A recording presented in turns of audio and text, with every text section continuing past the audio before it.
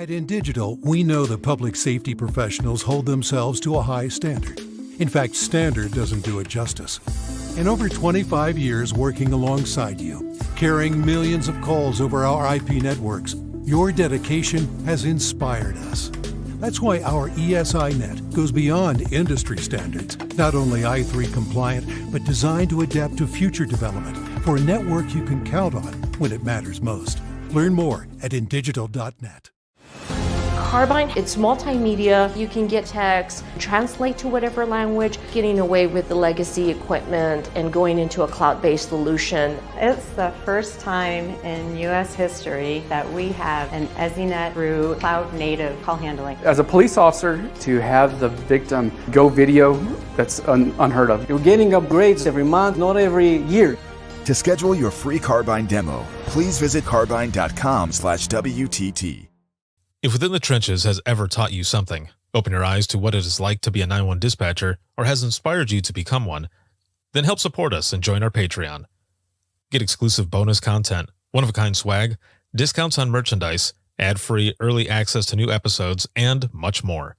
To join, please visit patreon.com/WTT podcast. And if you're an industry partner, we have something for you as well. And now, for the show.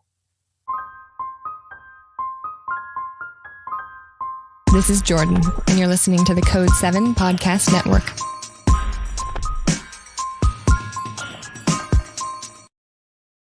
Warning. This episode contains the 3 A's of podcasting: adult content, adult language, and awesomeness. You've been warned.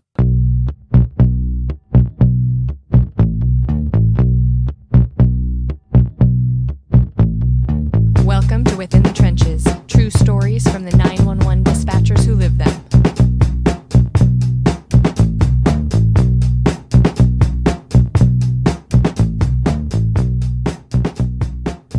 Hey, what's going on? This is Ricardo with the Code 7 Podcast Network, and this is Within the Trenches, true stories from the 911 dispatchers who live them.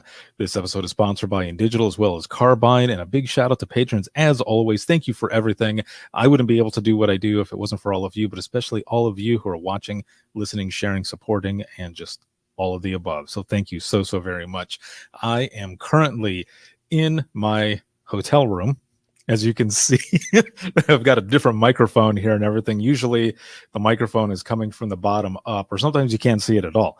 But I also usually have different headphones and everything else. I'm at the 2022 Kentucky Emergency Services Conference. And from where I'm sitting, I can see everyone pulling up for the conference and emergency management vehicles, Sheriff's Department, State Police, and everything else. This is an excellent conference. If you have never been here, you need to check it out. It is very affordable, and also the amount of sessions and the people who do all the work here for the conference, top notch. Since the beginning, 4 years ago when I came out here, maybe 5 years ago when I first came out here, it felt like family right away. Everyone is very welcoming and just open arms, and it's a good time. So again, Kentucky Emergency Services Conference and their hospitality suite. I'll just say it's a good time every night of the conference. I don't indulge the way I used to, but from the time that I did, it was a lot of fun, a lot of music, a lot of dancing, and just networking, just a lot of good times. So again, make sure to check them out. It was always awesome. And there's a lot of stuff going on. We've got other state conferences that are coming up. Indiana Nina APCO conference is coming up, as well as the Gulf Coast Conference in Alabama, and just a whole shitload. I'll just say that. There's just a shitload of things that are coming up right now, and I am super excited for it. And it is also super hot in this room. Holy hell. I turned the AC off because it's really loud, but it'll be fine. We'll make it through this. Now, I am very excited for my guest here today. Her name is Cindy Sparrow, and she is the CEO and founder of Cindy Sparrow International, and was also a dispatcher, a 911 professional beforehand. Is still 911 professional now, but in the beginning, dispatch. So this is going to be good. I am excited to have her on, and here we are. Hello, Ricardo. How is it going? It's going really well. Thank you. Excellent. Now, we were going to do this about a month ago, right? Something like that. Yeah. Yeah, You were in the middle. You were in the middle of moving. There were some internet issues, and actually, I was checking it further, and it wasn't just you; it was the both of us. So you were having some issues, and then once we went offline, I was trying to do some other stuff, and it was just destroyed. So I actually will end up having to have someone come out to check out the wiring, because across the street from where I live is this huge field, and I have a suspicion that some jerk off field mice have been destroying my wire. The fiber seeking field mice. Always. Yes, like gremlins on a plane, man. I know. What the hell? Well, it's cool though. And so it worked out for the best then. And here I am in my new office with a fake background because I'm still surrounded by moving boxes. We just got here on Thursday. But I'm so happy to be here with you this morning for me, the afternoon for you in Kentucky. I legit thought you had a new studio. I was like, oh, wow, look at the new digs, fancy. Oh, look at all of this. Yeah, look at everything. It's all mine. Yeah. Yes. No, actually, just a little bit ago, housekeeping came by. So it's a good thing they came by then. I love it. Listen, those things are the best. When random, strange things happen in the middle of a podcast, you can't control that. I have a construction crew next door building a house. So if you hear, construction noises, I promise everything's fine. Yeah, everything is okay. Right. That's right. We hear airplanes taking off in your background. It's all par for the course. Yeah, it's all good. Yeah, we're gonna have some fun here. And again, I'm excited to have you on finally. We had a conversation. It was you and your husband and Karen of Rapid SOS and myself. We were out. Was it what? Where was it at? Nashville. It was Nashville, right? Yeah, it was for the Navigator Conference. You got it. Yeah, we were out there, and we had dinner and stuff, had some good conversations. It was great music that was going on as well during that time.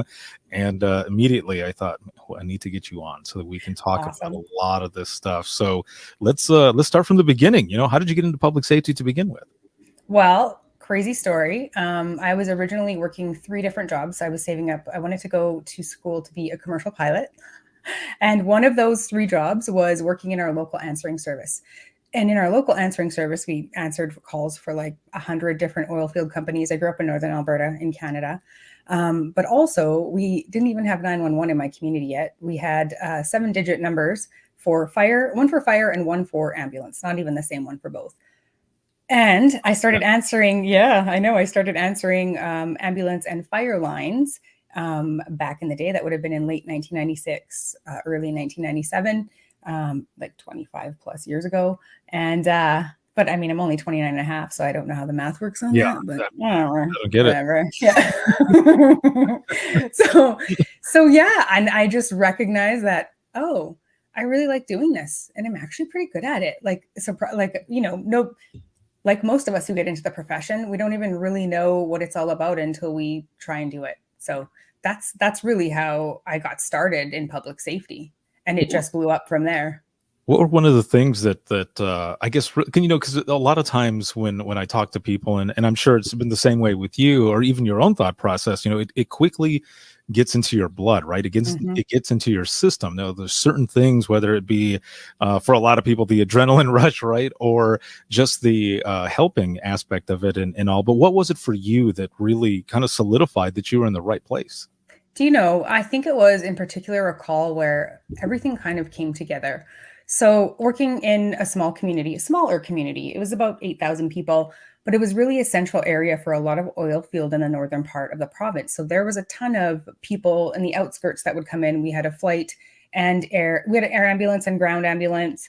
And so we dispatched both of those. I remember a young girl who was babysitting, and the girl she was babysitting was choking and had locked herself in the bathroom and they couldn't get in. And so she was frantic. So I recognized early on, my ambulance director lived down the street. In order to get in the door, the volunteer fire department would have to get to the hall and then respond.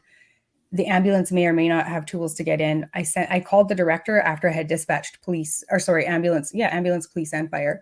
I had called my director who was down the street to tell him what was going on, to say, can you go over to this house and see if you can get into the bathroom to help this little girl until other help can get there? And he went. And we had updated the on-call physician who was in receiving all of the incoming inpatients in the hospital that evening.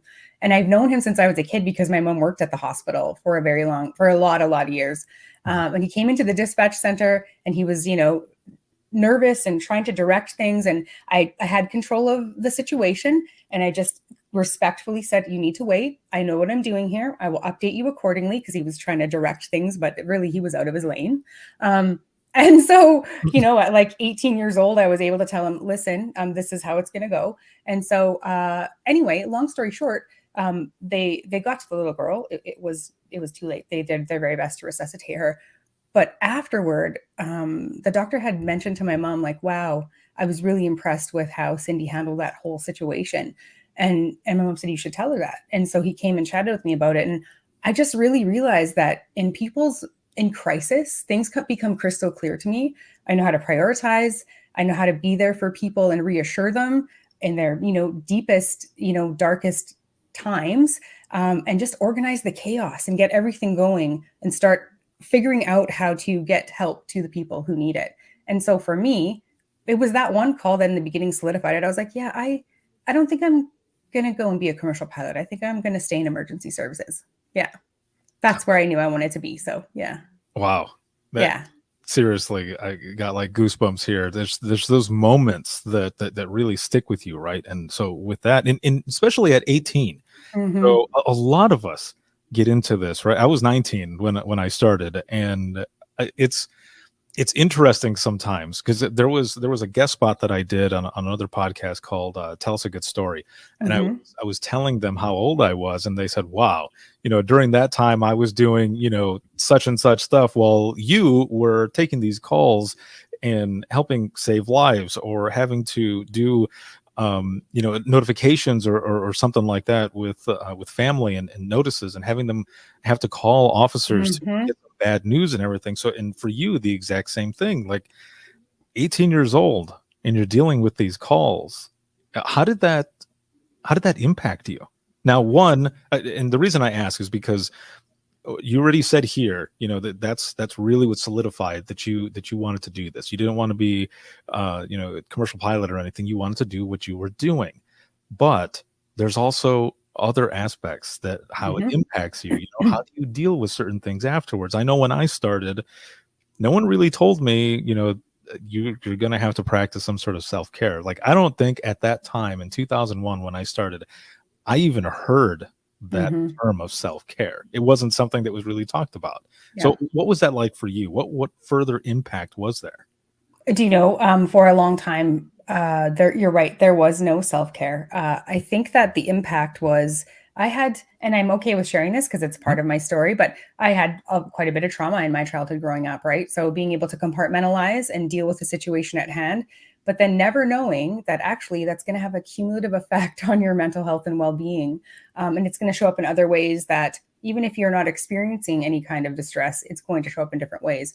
And so I can share with you that there was one call in particular where it had kind of hit a crescendo. So a lot of the stuff that we deal with, you're right, it's mostly just like, I came from a culture of like, if you can't stand the heat, get out of the kitchen, or just suck it up and move on, things like that. Not that it was, people weren't, in your face about it or mean about it, but that was the overall culture. And it because you have to check the temperature on culture to know, how do I fit in and survive in this place that I really want to do my work in, right? So knowing that, and I mean, that's the work you and I focus on now, right, is because people don't know before they get into, so we want them to arm them with the information well ahead of time.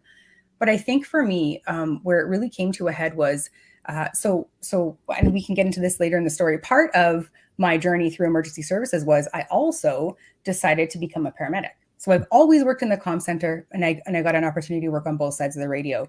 I got to work in the field frontline as in 911 and out in an ambulance. We did air and ground ambulance in Slave Lake, as well as in the other communities that I worked in throughout different parts of the province. And so I think that combined with all of the dispatch trauma that I was exposed to, and then responding in my hometown to one of my very best friends who had taken his life, it was tough. And in fact, I almost left my career because of it. I didn't know what critical incident stress was. And I didn't really understand the signs and symptoms that I was experiencing, but I knew that what I felt like I just couldn't get over it. I was having massive flashbacks. There was a time in the first couple of weeks where I could not stop my racing thoughts, and I thought I was going crazy. I remember having a long drive home because I was still working in my hometown, but I had actually taken a position in a larger department south in a city in southern Alberta. So it was about a 6 to 8 hour drive, depending on weather, back and forth. But I'd have 6 days off at a time with my new schedule. So I would still go and work ambulance or in dispatch in Slave Lake. I had a long drive home 2 days after he had taken his life, and I'd responded to the call. And I just remember thinking, like, I'm going crazy, and maybe this isn't the career for me. Maybe I can't handle it. Maybe I need to get out. It took a really long time to recover. Partway through, a couple of weeks afterhand, when I was back at the other department I was working for, one of my coworkers took me aside and said, "Are you okay? Like, what's going on?" And I told them, and they said, "You know what? We have what's called critical incident stress debriefing. Let's get you connected with somebody to get you some help." And once I understood that what I was going through was completely normal, and the reaction I was having was totally normal when we're dealing with such abnormal traumatic impacts, that it's normal for your body to respond that way, right? But everything in life before I had managed to get through. And so this felt different, and I felt like maybe I was broken or something was wrong. Mm-hmm. So from that point, I've always been involved in mental health advocacy for our profession, because knowledge is powerful. I don't want people to feel alone or broken or like they're the only one. They're not. We are faced with such exposure to stress and trauma in the work that we do. And it's so important that we learn how to take care of ourselves and each other. So there's only so many of us that can do this work, right? So it's super important, which is why I left being a chief and started my own company so I could help more all across North America.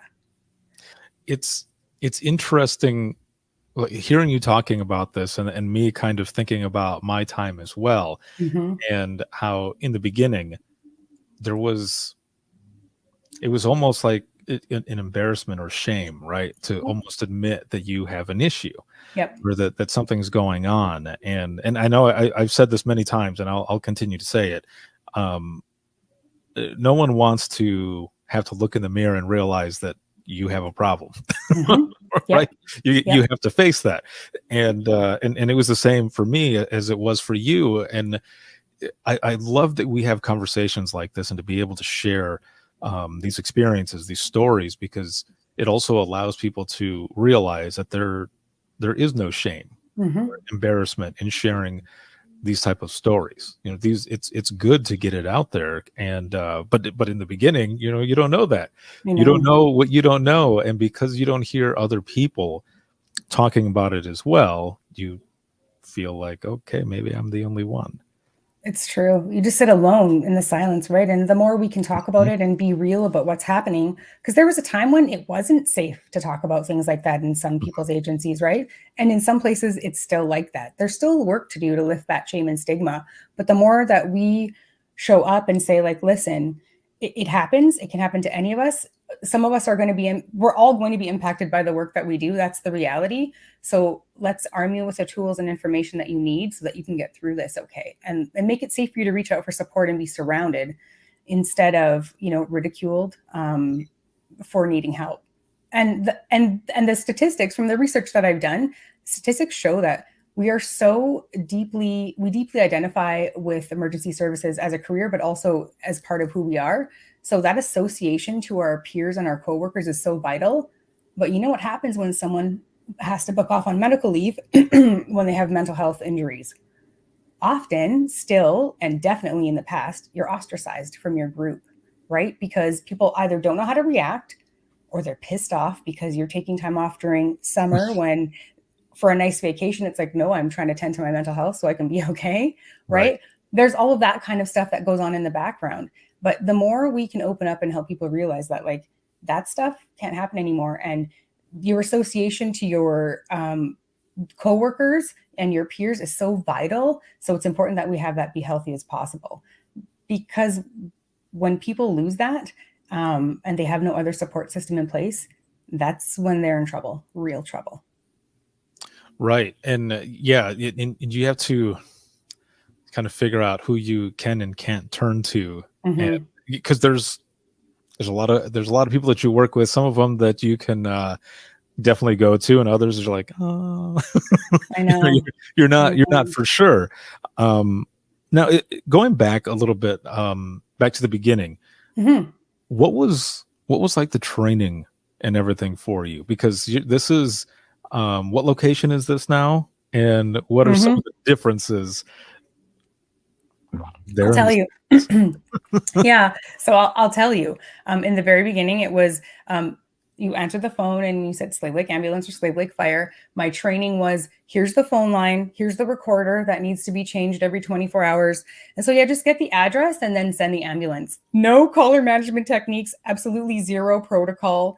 Oh, yeah, it was like nothing. It's like, yeah, and then here's the little punch card that you have where you write the address on and you write the information on it.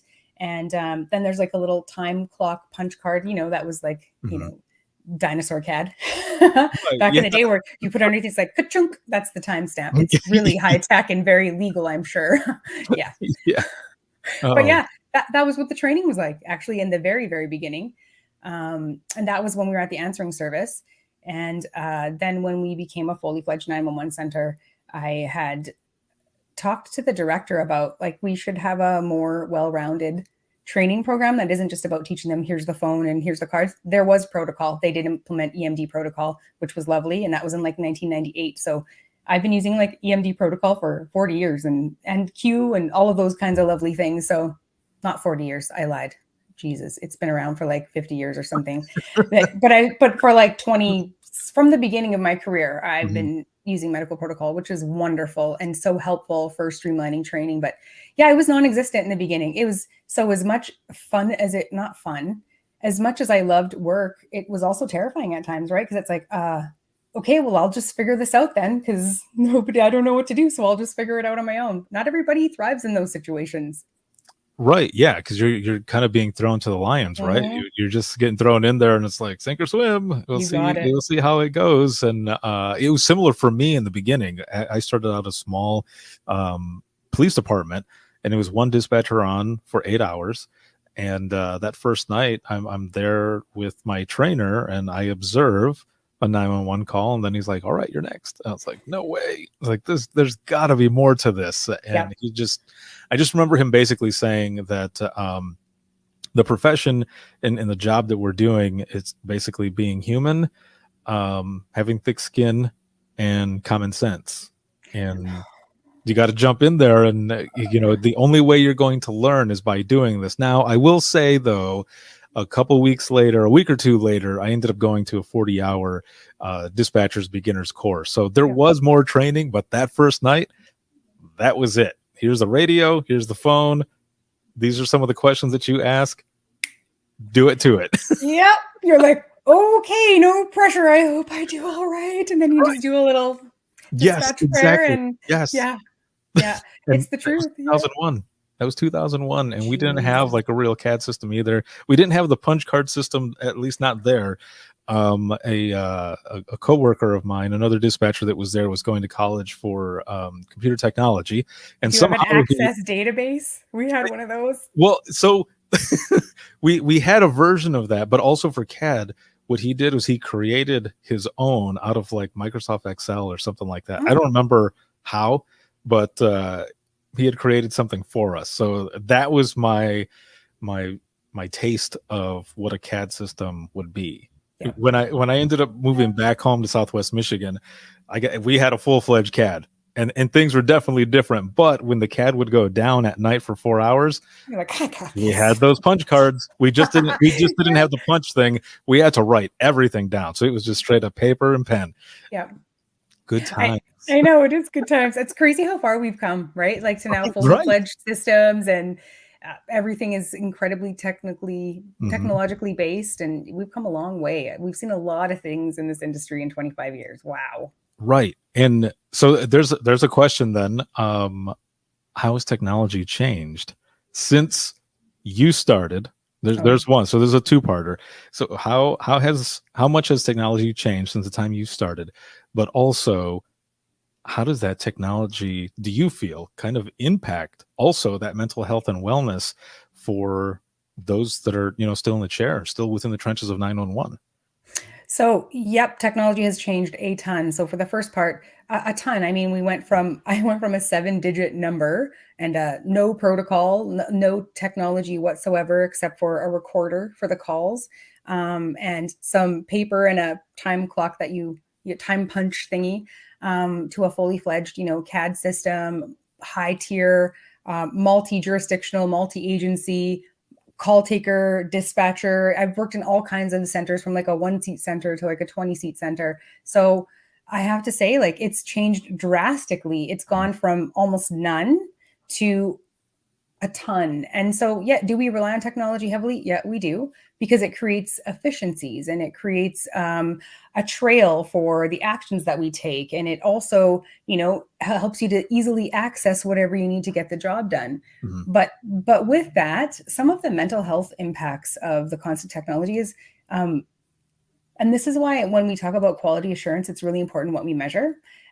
So, your time's measured from the time you answer the phone until you dispatch the first crew, or your call answer time, your call dispatch time. All of that kind of stuff is being checked in a lot of agencies, and people are held to account for meeting the standard or not. And so some of the extra stress and pressure it can put on us is if we as leaders don't do a good job of analyzing some of the barriers that could be in the way of people getting to the call quickly and getting it dispatched quickly, and we don't remove them, but we are constantly putting that onus on our teams, that added layer of constant scrutiny amongst, from the people who are there to supervise us, as well as from the public, as well as from the responding crews out in the field, it just adds to the weight of the work that happens to us. Combine that with our stress and trauma exposure, that's pretty regular. And I don't care if you're at a 1-seat center or at a multi-seat center, you're going to be exposed to that just by virtue of what we do. It can have a massive impact, but it can also, if it's used properly, be able to identify early on the kinds of calls that some of our people are being exposed to, so that we know how to get in there with early intervention and support them to say, how are you doing? I want to check in on you. I know you've had, a couple of cardiac arrest calls. You had, some people trapped in a burning building. There's some critical incidents where we start to have that dialogue and that language and that support that happens from leadership down to say, are you okay? Right. So as much as it can, if it's used the way we can to the best of our ability, it can be really helpful for us too, and not cause as much stress on us.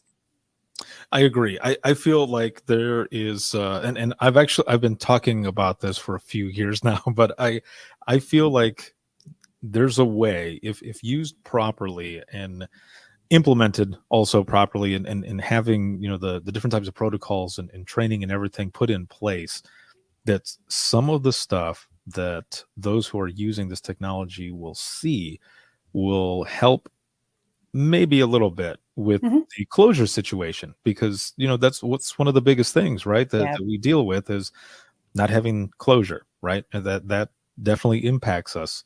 And I feel like, in a way, of course, I've heard of a lot of companies who are allowing video to 911 and such, and pictures and everything. They are allowing them to choose what they want to see, which is great. I love that they're doing that. They're working with different centers to be able to do that.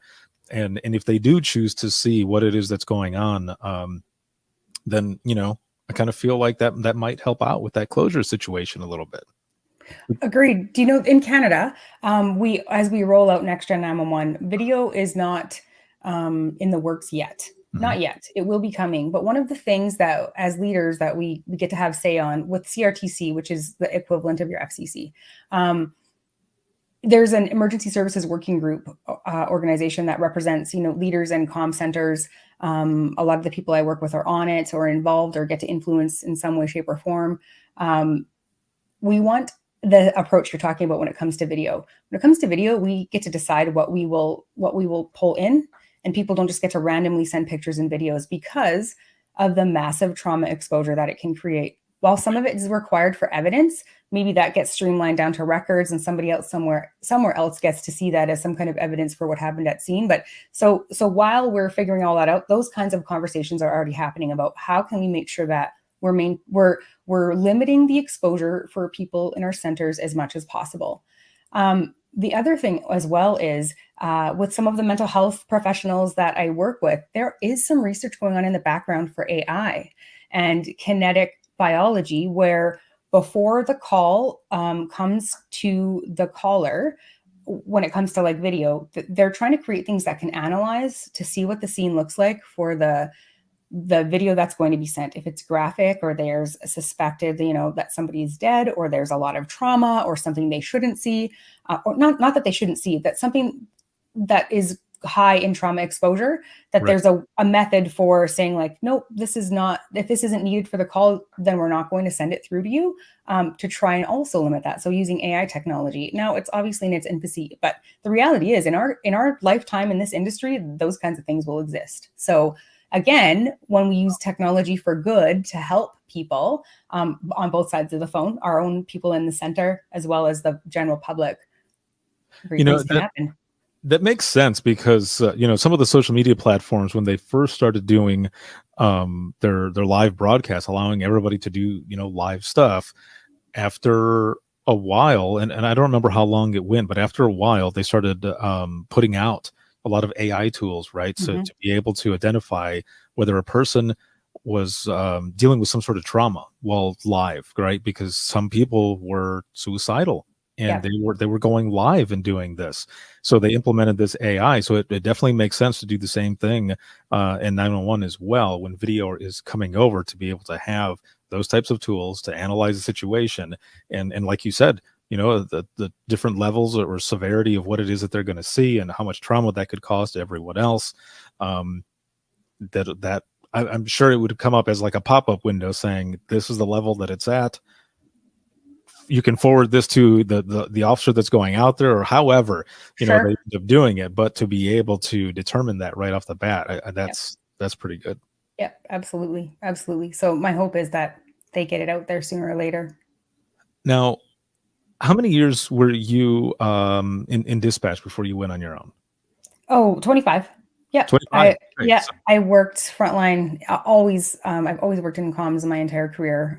Even when I was a flight and ground paramedic, I started frontline in Northern Alberta, and then moved to a community in Southern Alberta, and then Central Alberta. Our province is quite big. There's a lot of people who know probably where Alberta, Canada is. And so I was frontline for probably half of my career. For the last 14 years of my career, I was in like a management or a deputy chief position, where I provided oversight. My portfolio always included the comm center, management of the comm center. And so working my way through the ranks, I was frontline in 911. I've worked in police, fire, and EMS dispatch. And I've been a frontline supervisor. I've been QA and QI, training coordinator, love training, all the way up to deputy chief. So nice. It's been a really cool, full career, that's for sure. So all that experience, all around, really, experience and everything, you're bringing that to what it is that you're doing now. So you ended up transitioning out. Not still in the profession, but out of the comm center and everything. What was the motivation for that transition, and what is it exactly that I guess your mission, your goal with Cindy Sparrow International? The motivation was, I knew that I could make a difference in comm centers. I could do it one at a time, and I could do it a few at a time. I was involved in our the APCO Canada. I was president, so I've always been an advocate for our industry and the people in our industry. And especially as a leader in our industry, probably my biggest passion is people. And so I'm all about helping helpers, because who helps us, right? And we've got to be able to have the advocacy, the support, the tools to be able to take care of ourselves. And I think that was my biggest push, is that I knew I had done everything I wanted to in a frontline career with a single agency. And I had an opportunity to do some work consulting. And I knew that. So with Cindy Sparrow, I took the leap. I created my own company. I got to partner with a few other agencies, one in the UK and one in the US. I still work with the one in the US, which is lovely. But I do work on my own as well. But 3 weeks before COVID, I made the leap, not knowing what was going to happen. So there was a lot of change in a short amount of time. And I was like, oh, okay. let's figure this out. So we did. And emergency services still went on. It was like, if anything, we were deeply impacted to the other degree where there was no layoffs and job shortages. There were a lot of position shortages and people short in a center that we needed to still keep going to work and serving the public, right? We didn't get to stay home. There was no really COVID leave for us. In fact, it got even more scary because of all of the impacts of COVID and the concerns, and then taking care of, children and family members who now we've got to be on shift and they're not in school, and all of the things. Anyway, so I made that leap just after COVID. It's all worked out wonderfully. So there's 3 real pillars of work that I do. The first one being public safety consulting, where I go into agencies all over North America and I help them with any kind of project they have, whether it's people or technology or process. It can be like a full comm center assessment for staffing and technology and culture. It can be next gen 911 based, really any kind of anything that it would take to run a department and a center. I can go in and help kind of uncover some of the challenges they're having, help them get to where they want to be with any improvements that they want to make. The second pillar is leadership. So I have a master's in leadership. I actually went into my master's degree. Leadership is so vital in the work that we do. Good leadership can bring out the very best in people, and bad leadership, well, we know, because I mean, people will always remember the leaders that were not great to them. Leadership has the single most impactful influence on somebody's well-being and in their career. And so when you think about that and you think about the work that we do, getting leadership right is so important. And so for me, I have a leadership program for public safety leaders. It's a group consulting program where people who are already in the leadership role get to come in and kind of do some self-discovery on who they are as a leader, who they want to be as a leader, kind of takes the complexity and overwhelm out of the leadership in public safety and helps set them up for not necessarily the skills that are like, I'm not going to teach you how to do budgets. I'm not going to teach you how to do, those kinds of things. The task-based stuff, there's a lot of great programs out there. This is really about evolving to the next level leader that you want to be so that you can make the influence and impact that you want, empower your teams to be able to work through some of the most difficult, challenging work, but most rewarding work that we do at the same time. And then the third pillar is, and they go part and parcel, is mental health education, and resilience education and advocacy. Huge advocate for our industry and the men and women in our industry. Because having been in the trenches, I don't ever want to be so out of touch with what's really going on. I don't ever want to be so privileged that I lose sight of the fact of what's still going on. And that's why I work in all 3 of those pillars. I'm in comm centers all the time across Canada and the US, connecting with people, understanding what's going on for them so that I can do a better job of helping them get what they need to do their best work when they're in there. I mean, there's only so many of us that can do this work, and we have to be able to essentially save ourselves, right? And so the huge part of what you do, a huge part of what I do, is making sure that we can be the advocates for our brothers and sisters in those comm centers. And so that's my passion. My passion is the people side of the work that we do. That's the bottom line for why I do what I do. Damn. That is that is awesome. That is excellent. Again, bringing all of that experience into what it is that you're doing now, and it just helps to have more of us that are doing this and pushing it because for a long time there wasn't anything, right? You kind of had to look on your own, but then again, if you didn't know where to look, you're just kind of there. So, a lot of us kind of out of our own experience and things that we were going through, wanting to leave this profession in a better spot than where we started with it, right? You got it. Those folks, they don't have to go through some of that bullshit that we went through in the beginning. Now they have those, and they'll experience their own things, of course, but they'll have the tools and the resources to be able to help themselves and others. It's true. That's exactly right. It is exactly right. We want to leave people and our industry better than we found it. And that's our legacy, right? Like, that's why we work our tails off to do the work we do, to do the research. Like, guess what? You know what? I'm not running a comm center anymore. I can be out here doing the research, connecting with people all over the place to get this work, to move things forward. Just like you, the massive advocacy you've done with IM 911, with everything that you do. It puts like faces and people who are attached on the other end of that phone. They matter. Our people in the centers, they absolutely matter. nobody's going anywhere for police, fire, and ambulance calls if there's no one in the center to take care of biz. And we've been a neglected part of the industry for a long time. And I'm not shaming and blaming or finger pointing. I'm just saying enough. We have voices and we're going to use them, and you're going to hear us. And you need to understand who we are, what we provide, and get the support and tools that we need to keep going. It's kind of funny and kind of a weird irony that our biggest weapon all these years has been our voice, right? It's been our voices. However, for a long time they've been silent. It's true. But it's a new day, and we're doing everything that we can. And that's why, again, conversations like this are very important.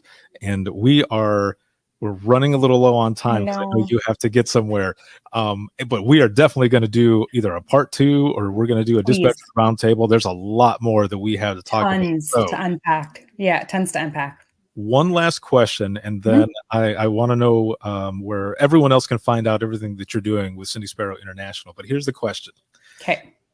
If you could go back in time with the knowledge that you have now and speak to yourself, to give yourself some advice, what would you tell yourself? Oh my gosh, right in the feels. To not be so hard on myself. To know that we do make a difference in what we do, that it won't always be easy, but to keep going, and then it's all worth it in the end. And just to just keep going, I guess. It's been, for a lot of us, and still for a lot of us, it was tough coming through the ranks and doing our work without the support that we needed to keep going. And sometimes you wonder, like, am I making the difference that I'm making? I would tell my younger self, don't be so damn hard on yourself. It's going to be okay. Don't take it so seriously. You don't have to kill yourself to, like, I would have recognized my worth a lot sooner, and I would have just been nicer to myself, I think, while I went along the way. But it's cool because we've done that work, and we're different now. So yes. I say we, but I only have one personality, just for clarification. But I think that's what I would tell myself is, wow, I didn't expect that to hit me right in the heart, but it did. So, yeah.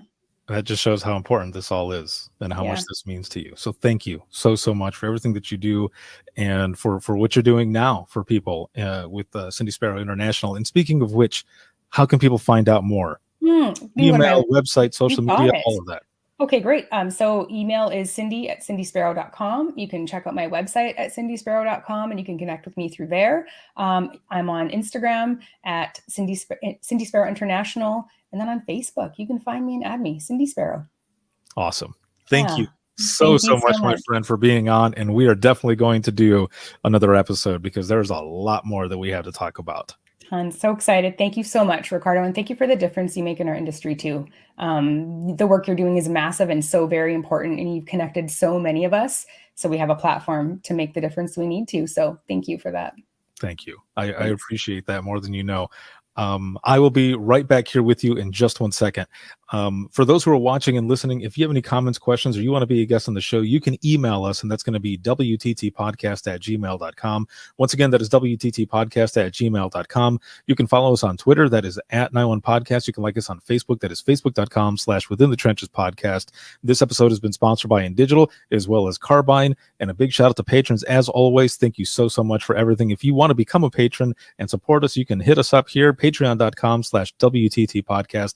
This can be seen on Facebook, YouTube, as well as Twitter, and you can listen 24/7 on Apple Podcasts, iHeartRadio, Spotify, your favorite podcasting app, and withinthetrenches.net. Have a good one, everyone, and we'll see you on the next one.